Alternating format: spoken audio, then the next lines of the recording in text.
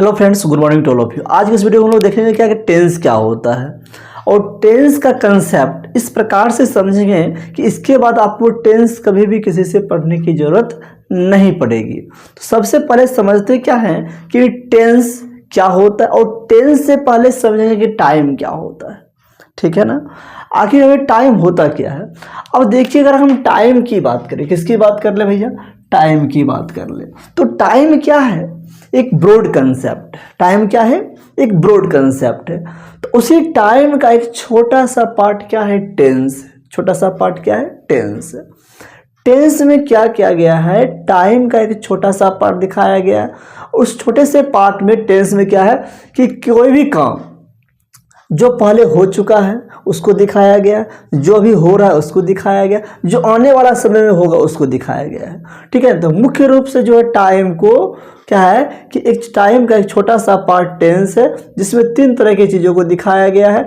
जैसे मान लीजिए एग्जाम्पल के रूप में, अभी देखिए 2000 क्या है, चल रहा है 25 चल रहा है ना, 2025 चल रहा है। अब यहाँ से देखिए, अगर हम इधर बैक चले आए तो क्या हो गया, 2024 था यहाँ पे। ठीक है। अगर इधर आगे फॉरवर्ड चल जाए तो 2000 क्या होगा, 26 हो जाएगा।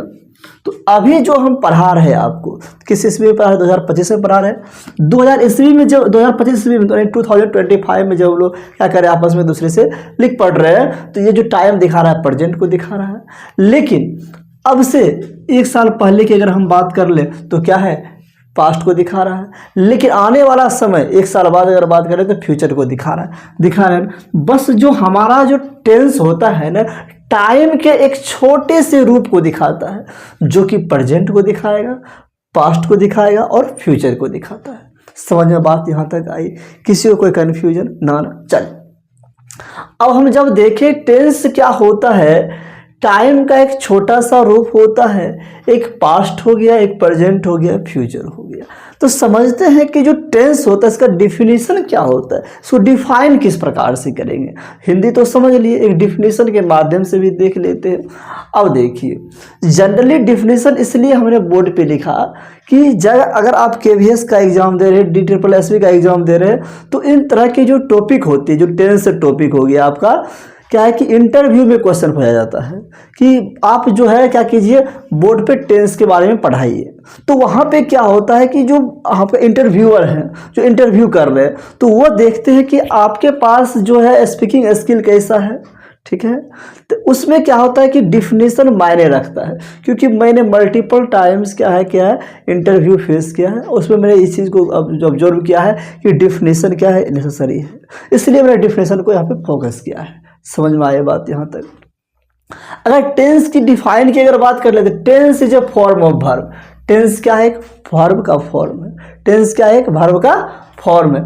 डेट इंडिकेट्स, जो इंडिकेट करता है when an action takes place, यानी कि जब कोई एक्शन किसी समय क्या करता है, अपना प्लेस करता है, टेक करता है, प्लेस टेक करता है, जगह लेता है। तो इसका मतलब यह समझे कि टेंस क्या है, एक वर्ब का फॉर्म है।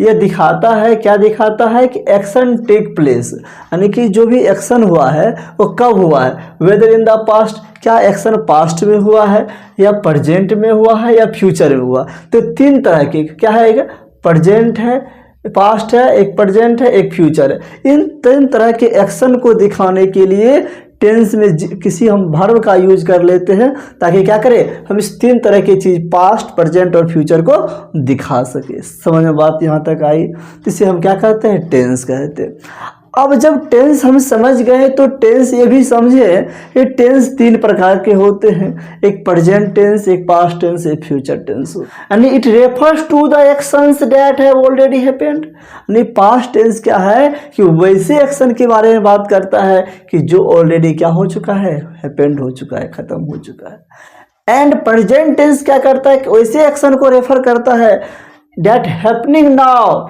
जो अभी हो रहा है, जिसे हम लोग अभी पढ़ा रहे हैं और पढ़ रहे हैं।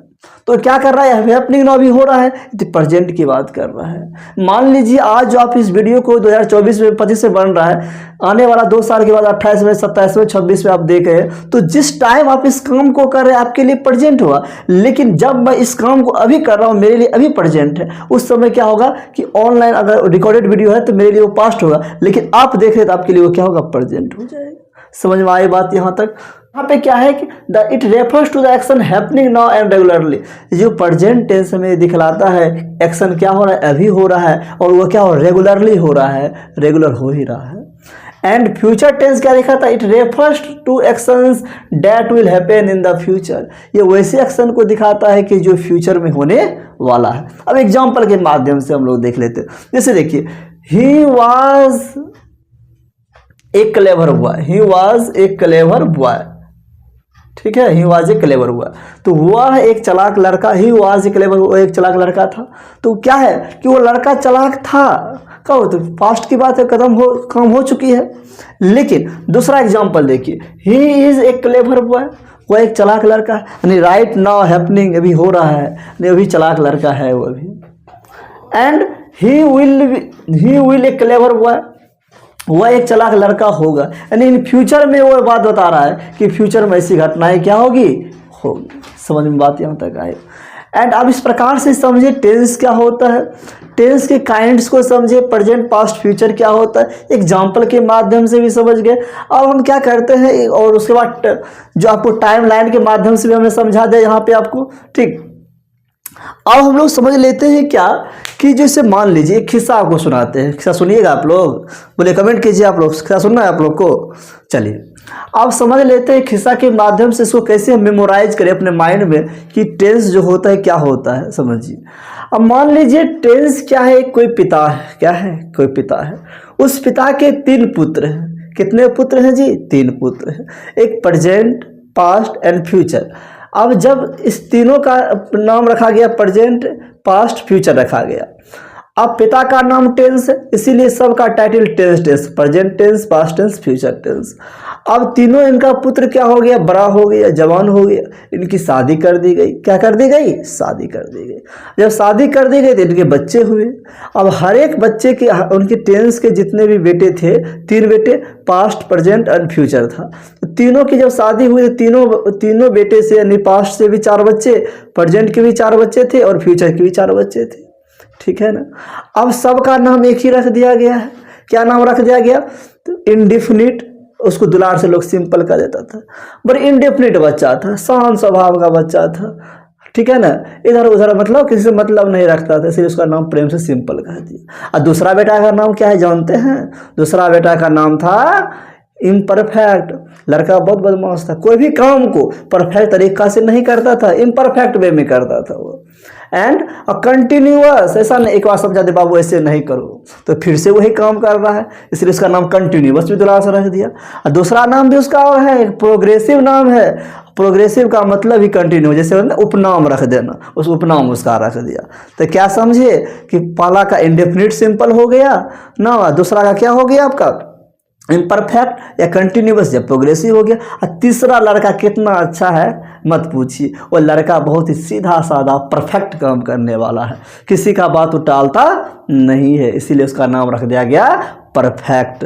और चौथा बेटा जो है उसका, समझ गए ना, तो चौथा बेटा जो है काम को परफेक्ट तरीका से करता है और रेगुलर करता, हमेशा करते ही रहता है वो काम को परफेक्ट तरीका से, कभी भी गड़बड़ नहीं करता, इसलिए उसका नाम रख दिया गया परफेक्ट कंटिन्यूअस। समझ में आया। तो पहला बेटा क्या नाम था, इंडेफिनिट या सिंपल, दूसरा बेटा का नाम इम्परफेक्ट या कंटिन्यूअस या प्रोग्रेसिव, तीसरा बेटा का नाम परफेक्ट और चौथा बेटा का नाम परफेक्ट कंटिन्यूअस था। समझ में आई बात। तो ये जो 4 नाम आपको हमने बताया, तो चारों नाम जब सुझाया गया, ज्योतिषी को बुलाया गया, ज्योतिषी ने बोला देखो ये नाम बहुत ही अच्छा है, ये नक्षत्र ग्रह के हिसाब से अच्छा है, तो सोचा कि भाई क्यों ना हम अपना 3 भाई है, तीनों भाई का 4-4 बच्चा है, चलो यही नाम रख दिया जाए। चलो भाई कोई बात नहीं, रख दिया। अब जब रख दिया जाएगा, एगो बोलेगा सोनू, उधरो सोनू, सब पहुंच जाएगा तो दिक्कत न हो जाएगा, इसलिए बोला चलो कोई बात नहीं, तुम प्रेजेंट है तो अपना बेटा के नाम में पहले प्रेजेंट बोलेगा, हम पास्ट है हम अपने बेटा के नाम में पहले पास्ट बोलेंगे, देखो ये फ्यूचर है ना, अपना बेटा के नाम में पहले फ्यूचर बोलेगा। तो उसी प्रकार से क्या हो गया कि पास्ट प्रेजेंट और फ्यूचर ने डिसाइड किया अपने बेटे का नामकरण करना।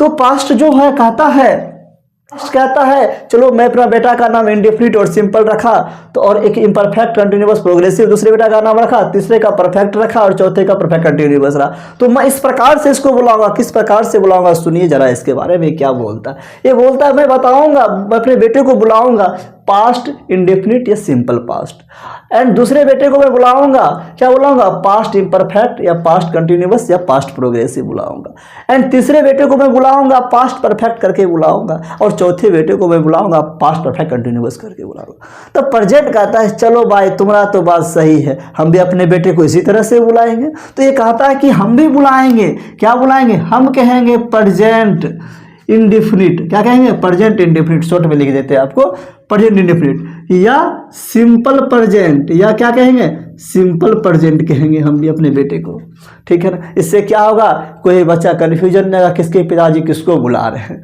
समझ में बात आई यहाँ तक, चलिए वेरी गुड। एंड उसके बाद अब कहता है कि मैं दूसरे बेटा को इसी तरह से बुलाऊंगा, क्या बुलाऊंगा कि प्रेजेंट इम्परफेक्ट या प्रेजेंट क्या बुलाऊंगा, प्रेजेंट कंटिन्यूअस बुलाऊंगा, एंड उसी तरह से प्रेजेंट प्रोग्रेसिव बुलाऊंगा, क्या बुलाऊंगा, प्रेजेंट प्रोग्रेसिव बुलाऊंगा। समझ में आई बात यहाँ तक। एंड उसके बाद क्या कहता है कि मैं तीसरे बेटे को बुलाऊंगा, क्या बुलाऊंगा कि बुलाऊंगा प्रेजेंट परफेक्ट, क्या बुलाऊंगा, प्रेजेंट परफेक्ट बुलाऊंगा, ठीक है ना। एंड उसके बाद कहता है कि प्रेजेंट कहता है चौथे बेटे को मैं बुलाऊंगा, क्या बुलाऊंगा, तो बोलता है कि मैं प्रेजेंट बुलाऊंगा प्रेजेंट परफेक्ट कंटिन्यूअस बुलाऊंगा, प्रेजेंट परफेक्ट कंटिन्यूअस बुलाऊंगा। समझे बात को यहाँ तक। एंड उसी